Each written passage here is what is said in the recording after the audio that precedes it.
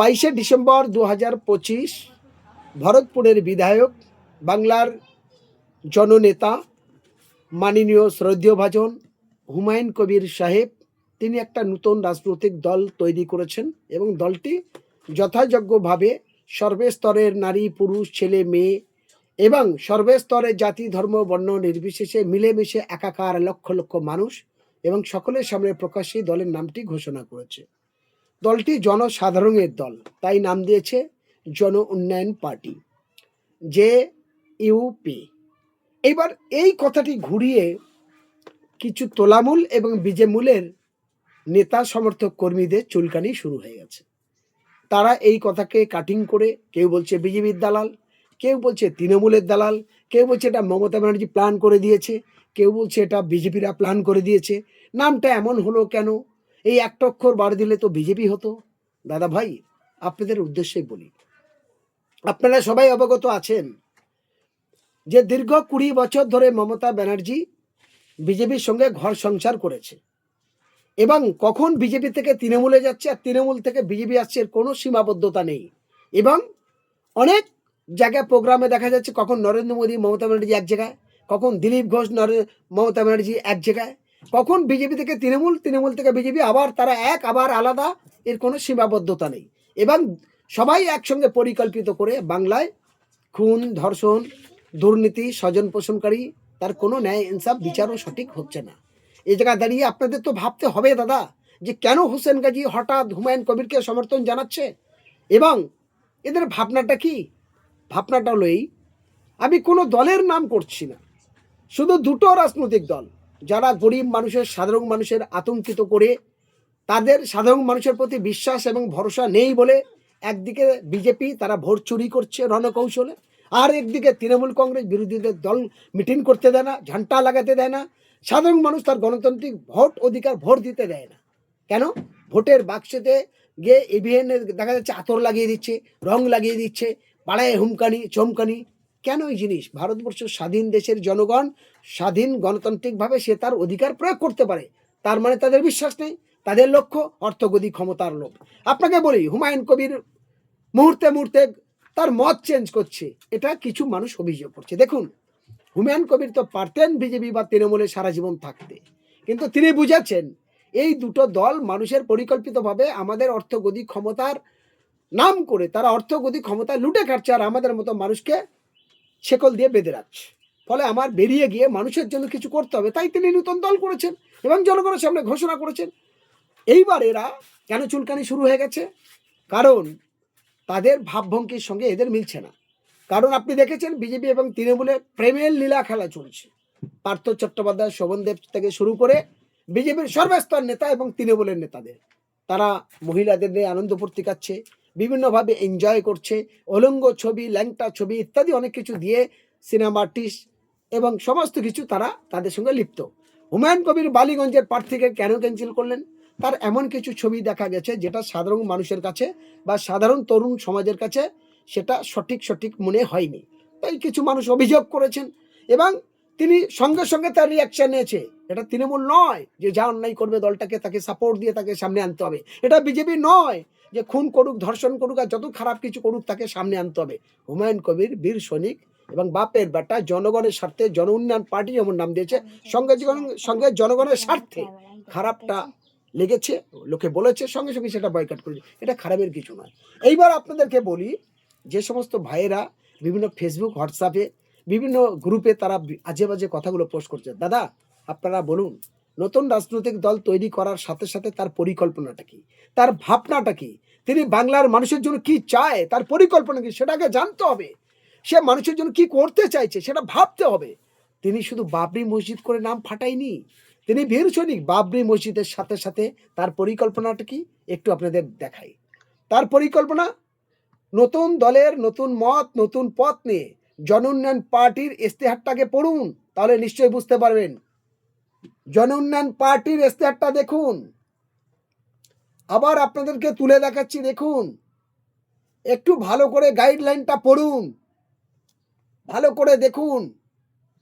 বাংলার হিন্দু, মুসলমান, দলিত, আদিবাসী, শিখ, ইসাই, খ্রিস্টান সকলের জন্য কি বলছেন, কি ভেবেছেন, কি করতে চান। আমি আপনাদেরকে পড়ে শোনাই। 1 নম্বরে লিখেছেন শিক্ষা মানব সম্পদ উন্নয়ন। 1 নম্বরে সংখ্যালঘু আদিবাসী দলিত শিক্ষার্থীদের জন্য বিশেষ বৃত্তি প্রকল্প চালু হবে। 2 আদিবাসীর ও দলিত অধ্যুষিত এলাকায় নবোদয় মডেল স্কুল স্থাপন করা হবে। এবং 3 নম্বরে হোস্টেলের সুবিধা বৃদ্ধি, ছেলে এবং মেয়েরা পাবে আলাদা আলাদা করে। 4 স্কুল ডেভেলপমেন্ট হবে হাব তৈরি হবে। 5 ডিজিটাল নার্সিং সেন্টারে ফ্রি ইন্টারনেটের সকলের সুযোগ পাবে। 6 জেলায় জেলায় মহিলা বিশ্ববিদ্যালয় স্থাপন করা হবে। 7 ছাত্রছাত্রীদের জন্য 15 লক্ষ টাকা এবং পর্যটকদের পর্যন্ত বিনা সুদে লোনের ব্যবস্থা থাকবে। 8 ব্লকে স্তরে আধুনিক স্বাস্থ্যকেন্দ্রের ডায়াগনস্টিক সেন্টার তৈরি হবে, যেখানে ভালো পরিষেবা পাবে। একটা এক্সো করার জন্য বিভিন্ন জায়গায় দৌড়ে ছুটতে হবে না, ডিজিটালভাবে সুন্দর করে তাদের রিপোর্ট তৈরি করা হবে। 10 মাতৃ ও শিশু স্বাস্থ্য প্রকল্পে গর্ভবতী নারীদের বিশেষ পুষ্টি সহযোগিতার সমস্ত রকম ব্যবস্থা করা হবে। 11 বিশেষ রোগ নির্ময় ও প্রতিরোধ কর্মসূচি, ম্যালেরিয়া, অ্যানিমিয়া, বিবি সহ বিভিন্নভাবে তাদের সমস্ত রকম সুযোগ সুবিধার প্রকল্প চালু হবে। 10 লক্ষ টাকার স্বাস্থ্যসাথী কার্ড দেওয়া হবে। 13 নম্বর পরিযায়ী শ্রমিকদের জন্য জেলায় জেলায় হাসপাতাল তৈরি হবে, তাদের কর্মস্থানের জন্য বিশেষ ট্রেনিংয়ে কর্মস্থানের ব্যবস্থা হবে। 14 স্বনির্ভর গোষ্ঠী শক্তিশালীকরণের জন্য সহজ ঋণ সুবিধা দেওয়া হবে। 15 নম্বর অদক্ষ আধা ও দক্ষ যুবকদের স্কুল ডেভেলপমেন্টের প্রশিক্ষণ, ITI, MSME, কৃষি প্রযুক্তি, হস্তশিল্প সমস্ত রকম সুযোগ সুবিধা দেওয়া হবে।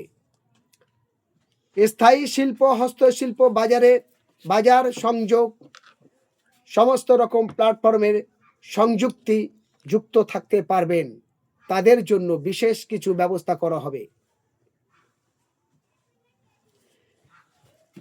17 আদিবাসী ও দলিত উদ্যোক্তাদের জন্য স্ট্যান্ড আপ গ্রান্ট ফান্ড অর্থাৎ টাকার ব্যবস্থা করা থাকবে। 18 শিক্ষার শেষে যাতে চাকরি থেকে বঞ্চিত না হয় তার সমস্ত সুযোগ তৈরি করে দেওয়া হবে। 19 গ্র্যাজুয়েশন শেষেই চাকরি না পাওয়া পর্যন্ত ওই শিক্ষিত ছেলে এবং মেয়েদের জন্য প্রতি মাসে 2000 টাকা করে ভাতা দেওয়া হবে। এবং 20 মহিলাদের জন্য মাতৃভাণ্ডার মাসে 5000 টাকা করে প্রত্যেকটা মায়েদের জন্য দেওয়া হবে। 21 কন্যা শিশু জন্মগ্রহণ করলে এককালীন 1000 টাকা অনুদান দেওয়া হবে। এবং 22 বিশেষভাবে সক্ষমদের সম্মানিক 3000 টাকা দেওয়া হবে। ব্যবসায় উৎসাহিত দিতে 2 লক্ষ পর্যন্ত বিনা সুদে লোন 5 লক্ষ টাকা পর্যন্ত করে দেওয়া হবে। 24 সেচের আধুনিক ড্রিপ